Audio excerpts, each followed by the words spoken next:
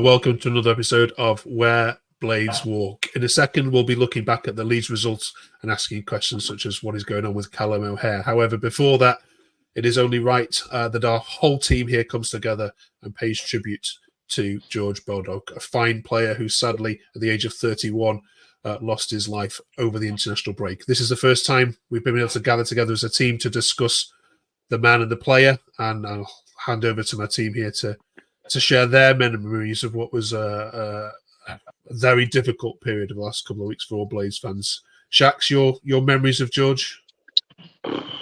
Where do you start? I mean, what a player. First, footballing wise, just give everything. I mean, every club will probably say the same, but to play for Sheffield United and capture fans like you need to do, you have to basically be George Baldock. He's like he's the blueprint of what you need to be a Sheffield United player and what you need to be a fan favourite and what you need to be somebody that gets everybody's respect straight away. I've seen better technical players, flair players, skillful players, but to be as loved as George was as a player, you've got to have what he had, and I don't know. I don't even know what it is because everybody says, "Oh, it's his grit, it's his determination." But it's just everything, just the package. I mean, what a player! I'm sure other lads will agree that you don't have to come to Bramall Lane and be brilliant technically. You just have to come and just be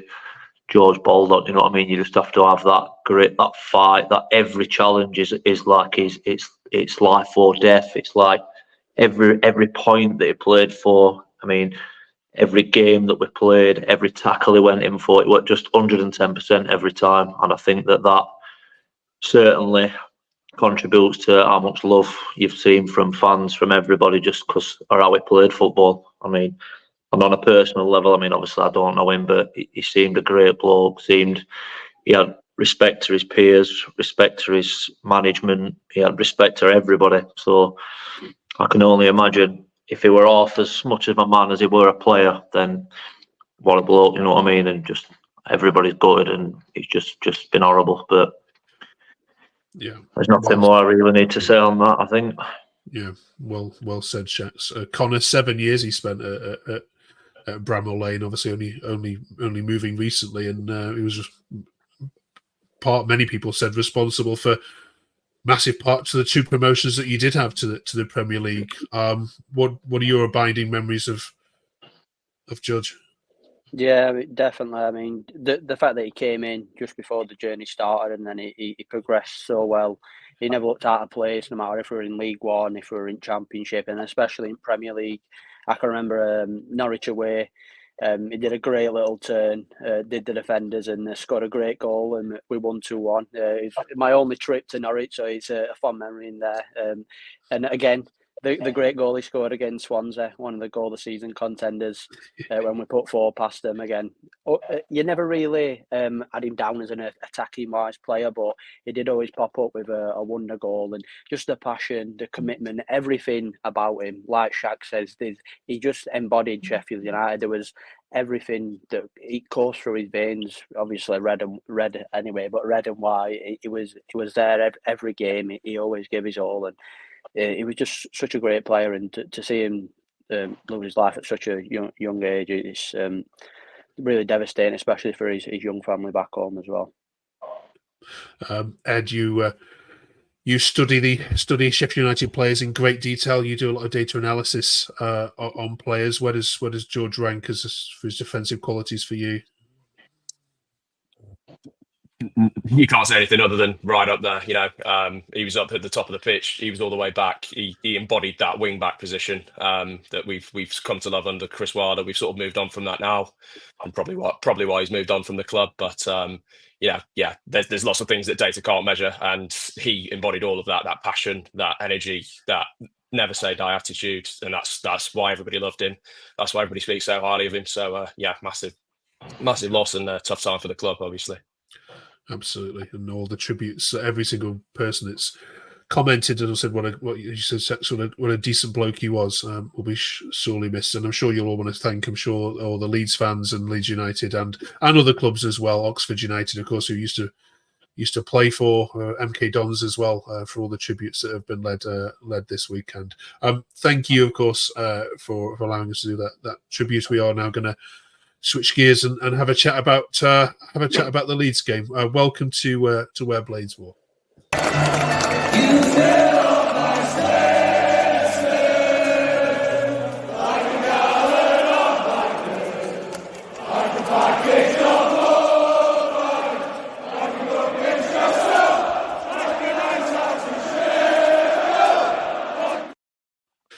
Oh, well, we needed that first defeat off our back, didn't we, Shax? Well, if it were going to come anywhere, I think Leeds away is where you need it to come. You know, they're a good side. I mean, let's not. You can whinge about formation. You can whinge about personnel. You can say Wilder got it wrong, Wilder got it right, whatever. But let's not take away from the fact that Leeds are a good side. You know what I mean? They're going to be up there. They're going to be in top 4, probably top 2. They've got some cracking players. I mean, they're rolling lads off at bench that it weren't so long ago that they were making big money moves to Man United. Do you know what I mean? So I just think sometimes you need to maybe not look too hard at how we played and what we did, but just pat them up back, and just, as much as it kills me because it's Leeds, you have to just pat them up back and say you're a good side. You know what I mean? You're not going to win every game. It's a good shout there. There has been a lot of negativity following Friday night towards the changes, and we're going to discuss some of those at the moment. Some have suggested the lucky cat, as a new mascot, was to blame. Connor, were you surprised with how Wilder set you up, given that how well you'd done? It took me by a little surprise. Yeah, I mean, I expected maybe the odd change to maybe shore up the defence, your more full-backs defensive-wise, Gilchrist, etc. But to see us go that defensive and change the entire shape, it did surprise me. Don't get me wrong, I understand where everyone's coming from. Leeds have probably got one of the best squad in the league in terms of individual players and a great overall squad. But just the fact that we've killed our whole attacking threat and we really sort of set them up for 3 points. We didn't really put any pressure on the defence. We saw Meslier just before the international break, absolute howler, letting the ball go in the back of the net, and then we didn't even test him once all game. It was just a bit disappointing in terms of that, especially with it being a derby and they're a fierce rival of ours. It just wasn't the way I wanted to see us go out and attack the game, really. Yeah, I still think personally we've seen the top 2 play each other there this season in that Friday game. Here's a tweet I want to get your Blades on. This is from Blades Analysis. Why on God's green earth would we completely change our unbeaten game plan? Evidently showed dropping RS and AG that we are defensively woeful, and the times of the 3 and 5 at the back are way behind us now. All that possession and chances to do nothing with it and concede a soft goal. There were lots of similar kind of views along those lines.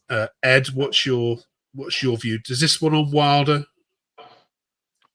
Yeah, to a certain extent. I mean, you can't play if you would have set up with a back 4 and shipped 3 goals. We'd have all been saying, "Oh God, you've got to be more flexible and you've got to play a different way and appreciate how good Leeds are and set up for that." So it's quite easy to look back at it now and go, "Oh God, we should have set up totally differently." And he's probably watched more footage of Leeds and how to beat them than I'll ever know. So it's one of those. He's got it wrong on the night. He seems to have accepted that to a certain extent, and you've just got to move on. It's an easy place to lose points, really. Okay. If you don't yet follow these 3 on Twitter, please do so. Ed runs Data with Ed, who's a brilliant tactical reflection of Sheffield United games. You did you looked at the pass network, Ed, through some through the data which you collect. Walk us through what you found when you analysed the data from both teams. Yeah, so this sort of shows the average position of each player when they sort of made passes and received them, and the width of the line sort of indicates how often the ball sort of travelled between those 2 players. As you can see, Leeds, lots of players making passes, receiving passes in the middle of the park, right through that midfield line. If you look at 22, I think that's Tanaka. He's just about got a pass with every single player on that Leeds team. You compare that to ours, keepers barely had a chance to, talk to his centre-backs, get the ball going to those guys. He's been forced long, again, because they've done some really good stuff off the ball. And the other thing we'll probably come on to, O Hare and Kiefer Moore. you can barely see any attachment to the rest of the team, very isolated up top. And Harry Sutter, another big one in the middle. He's clearly just been passing the ball between centre-backs. He's not been able to reach that midfield, getting that ball through the lines, which Leeds have clearly done really, really well. So, yeah, picture tells 1,000 words. I think it's quite a nice sort of summary of how I saw how I saw it unfold. Anyway, absolutely. That does lead us on to the next tweet from Woz, which says, "Callum O'Hare, discuss." So I've got three very intelligent and articulate blades here. I'm going to sit back and enjoy this. Shax, kick us off. Callum O'Hare. I was hoping you didn't ask me. Well, last time I were on, we talked about O'Hare, and I said I'm not going to give him too much stick and too much hard time, but my patience is wearing thin, shall we say? I don't think I understand, and looking at it, I don't think Wilder understands. And most of the people that I speak to understand what is it. I mean, he's got the strength of a junior aspirin. He's got, when he runs, he's not quick. I don't particularly think he's that skillful. So I think that kind of rules him out of being any sort of major attacking threat. I don't think he's definitely not got a tackle in him. I just don't get what he is. I mean, I want him to be good. He looks the part, and he came with a reputation, and he's obviously on big money. That's been discussed with the fact that the teams that we fended off to get him in. But I just don't see it, and I don't know how you can sit somebody like Brooks Andre Brooks is the obvious one, but I don't know how he can sit on a bench and watch that and then think anything other than what I'm thinking. Like, what is it? What is it? Us? Is it us not playing to his strength? But then I don't like that excuse, because there's 10 others on there that I've not got an issue with, like in their effort and what they're doing. It's just, I went to Leeds the other night and I looked at my daughter about 20 minutes in, and I think O'Hare went in like a bit of a 50-50 with his shoulder, and he actually knocked the kid over. But then he set off running and he just chucked himself to the floor. And I said to my daughter, obviously I wear glasses, I can't, my sight's not brilliant. I said, "Is that O'Hare?" And she said, "Yeah, that's O'Hare." And I didn't even know we were playing. I honestly did not know that kid was playing. And that to me tells a story of what he's about. You get players that drift in and out of games. I think he's out at game for 99% of it, 98% of it. I mean, there were a few nice link-ups with Gus Hamer in a couple of earlier games. I think Preston away, there were a couple of home games, I forget how it were. But other than that, I've not seen anything to suggest that he demands a starting place in that team. Connor away at Middlesbrough, home at Stoke. Does he need some time on the bench, do you think, just to reflect on his own performances? Well, I mean, based on just the fact the other players that aren't in the team have been playing better than him, in terms of Bruce, that probably had his best game of the season against Luton. Yep. And then obviously you got Brooks as well sat on the bench. You've got Raksake, who can probably play all across the front three behind the striker. And all three of those are playing much better than what he is. And as much as I like him and I want him to do well, I don't know whether it's just the right fit or if he just needs a bit more time to settle and find his role. But he just seems a bit ineffective at the moment. He just seems to, like Shax was saying, he's just going through games, going through the motions. Nothing's really coming off for him, especially against Leeds. Obviously, we had a less attacking, creating player on the front of the pitch, but he just seemed to get the ball and he lost it every time, or he fell over. And I'm not sure what it is, but we definitely need a bit of work on the training pitch, in my opinion. And to what extent is his relationship with Kiefer Moore holding him back? That doesn't seem to, like your data suggests, to be any kind of link up between the two at the moment. Is that because we're finding more out wide more? Yeah, to be honest, I wouldn't judge him too harshly from the Leeds game. I don't think the setup really helped him. He was playing sort of free roam with Kiefer Moore. They weren't getting much of the ball, and even when they did get it, they were closed down so quickly. It was a really tough gig. But then you look at the players, like the boys were saying, there's plenty of other boys that are playing in those attacking mid positions, those wide positions, that have been playing really well. So it's, maybe a chance to refresh the team a little bit, give him time to reflect. But I can understand why he's wearing people's patience a bit. Okay. All right, we'll move on then. Middlesbrough away, Stoke at home, Shax. 4 points minimum? I'm hoping so. I'm off to Middlesbrough for my sins. So, yeah, it's going to be a long evening, I should imagine. But, I mean, like I said earlier, I don't judge us on that Leeds game. I think sometimes you've just got to pat them on back and just say you're a good side. You know what I mean? We just move on from that. You're not going to win every game. But I think Middlesbrough, we've got a chance. I think Sousa's banned, so somebody else will be coming in that middle. I'd like to see Peck play that Sousa role. Maybe that might leave us a bit young in middle of park with him and Arblaster, but that's what I'd like to see coming in. I think we should be going there for 3 points. I don't think they're any better. I mean, I think they lost to Bristol at weekend at home, so I don't think they're any better than teams that we have been beating. Like I said, take the Leeds game aside, and then if we can just wipe that from his memory, I'm sure we'll be all right at Middlesbrough. So I fancy us to win there, to be honest. Okay. Ed, what team changes would you make? I quite liked in the Luton game. I think Connor was saying Brewster looked really sharp when he came on. His off the ball stuff was good. You know, he's clearly got a shot in him.